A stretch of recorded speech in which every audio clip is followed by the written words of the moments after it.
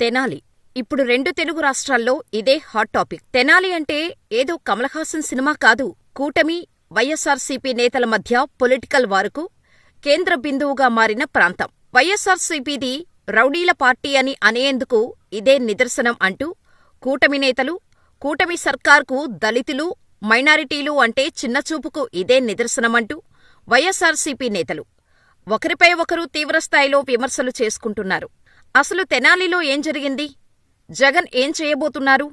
ఈ ఇన్సిడెంట్తో చంద్రబాబు, లోకేష్, పవన్లకు చెక్ పడినట్టేనా? మన రాష్ట్రంలోనే కాదు, ప్రపంచంలో ఎక్కడైనా సరే తప్పు చేసిన నిందితులకు శిక్ష వేయాల్సిందే. శిక్ష వేసే పద్ధతి కోర్టులు చూసుకుంటాయి. అసలు పోలీసులకు కొట్టే అధికారం ఉండదు. ఒకవేళ చట్టాన్ని చేతిల్లోకి తీసుకొని నిందితులపైనా, సామాన్యులపైనా పోలీసులు చేయి చేసుకుంటే వారిపైనే తిరిగి హత్యాయత్నం కేసు నమోదు చేసే అవకాశంతో పాటు సస్పెండ్ అయ్యే అవకాశం కూడా ఉంది. ఈ విషయం చాలా మందికి తెలియదు.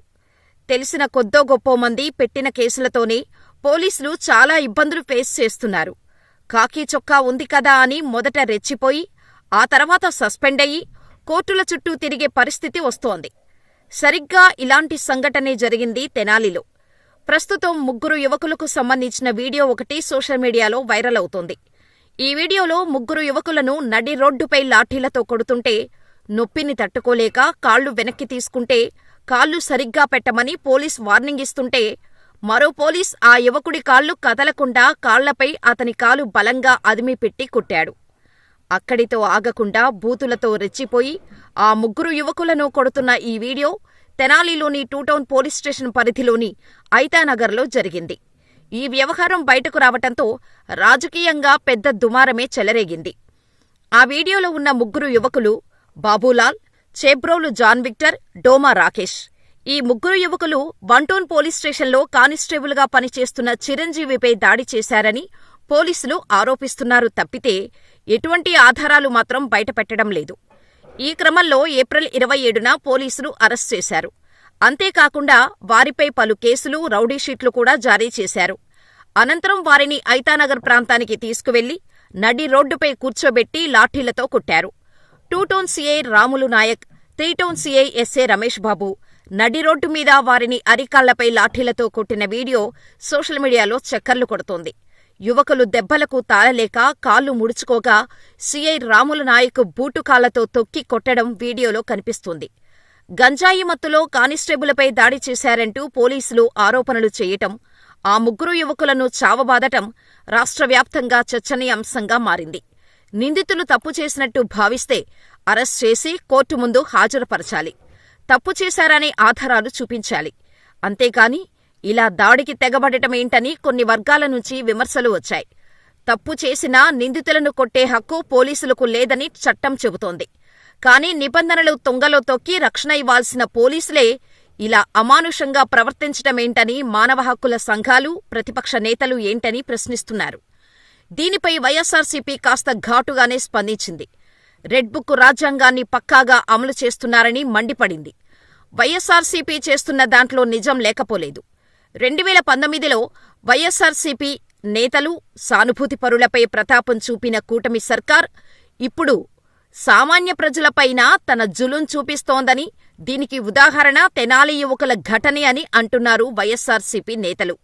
బాధితులకు అండగా నిలుస్తామని వైఎస్సార్సీపీ అధినేత, మాజీ సీఎం జగన్ చెప్పడమే కాకుండా జూన్ 3న బాధిత యువకులను పరామర్శిస్తా అని అనౌన్స్ చేశారు. ఇటీవల పోలీసుల దాడిలో గాయపడ్డ జాన్ విక్టర్ కుటుంబాన్ని జగన్ పరామర్శించనున్నారు. ఉదయం 9:30 గంటలకు తాడేపల్లి నివాసం నుంచి బయలుదేరి తెనాలికి చేరుకుంటారు. పోలీసులు దళిత, మైనారిటీ యువకులను బహిరంగంగా కొట్టడం ఇప్పటికే జగన్ స్పందించారు. మానవ హక్కుల ఉల్లంఘనే అని తీవ్రస్థాయిలో మండిపడ్డారు. జగన్ తెనాలి పర్యటనలో నంది వెలుగు నుంచి ఐతానగర్ వరకు జగన్ రాకతో భారీ బైక్ ర్యాలీ జరగనుంది. దీంతో ఒక్కసారిగా తెనాలి ఘటనపై మాటల తూటాలు పేలుతున్నాయి. ఇక తెనాలిలో రౌడీషీటర్లపై పోలీసులు ఓపెన్ ట్రీట్మెంటుపై హోంమంత్రి అనిత స్పందించారు. శాంతి భద్రతలను కంట్రోల్ చేయాల్సింది పోలీసులేనని తెలిపారు. తప్పు చేసిన వారికి కులమేంటి, మతమేంటని ప్రశ్నించారు. పోలీసులపై దాడి చేసేవారికి కూడా రాజకీయ రంగు పులమటమేంటని నిలదీశారు. దీంతో అనితకు కౌంటర్ ఇస్తున్నారు వైసీపీ నేతలు, మరికొన్ని ప్రజా సంఘాలు. శాంతి భద్రతలను కంట్రోల్ చేయటం పేరిట పోలీసులు చట్టాన్ని చేతుల్లోకి తీసుకుంటారా? అంటే హోంమంత్రి పోలీసులు థర్డ్ డిగ్రీని ఎంకరేజ్ చేస్తున్నారా? అంటూ మానవ హక్కుల సంఘం నేతలు ప్రశ్నిస్తున్నారు. ఈ ఘటన ఇప్పుడు పొలిటికల్ గానూ హీట్ పెంచుతోంది. కూటమి సర్కారు వచ్చిన తర్వాత శాంతి భద్రతలు రోడ్డు మీదకు వచ్చేశాయని, చంద్రబాబు సీఎం అయినప్పటి నుంచి రాష్ట్రంలో రోజుకొక అరాచకం వెలుగులోకి వస్తోందని, మరీ ముఖ్యంగా దళితులు, మైనారిటీలే లక్ష్యంగా దాడులు జరుగుతున్నాయని, ఈ దాడులకు కూటమి నేతలే వత్తాసు పలుకుతున్నారన్న వాదన ఉంది. అయితే వైసీపీ ప్రతి చిన్న విషయాన్ని రాజకీయం చేయాలని చూస్తోందని, రౌడీషీటర్లను ఓదార్చటమేంటంటూ కూటమి నేతలు ప్రశ్నిస్తున్నారు. ఏది ఏమైనప్పటికీ పాలన మారుస్తాం, రాష్ట్రాన్ని మారుస్తాం, అభివృద్ధి చేస్తాం అని చెప్పిన చంద్రబాబు ఇప్పుడు మాటే మార్చేశారు. సంపద సృష్టిస్తా తమ్ముళ్ళు అని చెప్పి అప్పుల మీద అప్పులు రికార్డు స్థాయిలో తెచ్చి మరీ అమరావతిలో పెడుతున్నారు. దీనికి తోడు ఎన్నడూ లేని విధంగా రాష్ట్రంలో నేరాలు, ఘోరాలు పెరిగిపోయాయి. దీనిపై ఏనాడూ స్పందించలేదు చంద్రబాబు అండ్ లోకేష్. పైగా వీరు ఇచ్చిన హామీలు ఏవీ నెరవేర్చలేదు.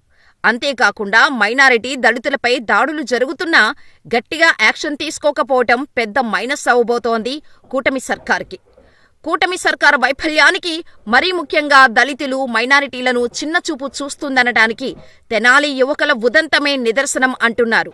మరి 1 year కూటమి సర్కారు పాలనలో మీకేం కనిపించిందో మాకు కామెంట్ చెయ్యండి.